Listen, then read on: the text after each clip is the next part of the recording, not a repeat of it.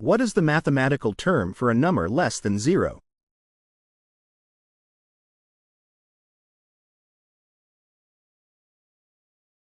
What do we call the number obtained by dividing one number by another?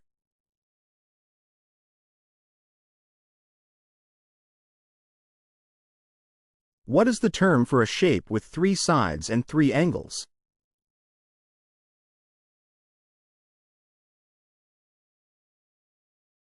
What do you call the distance around a circle?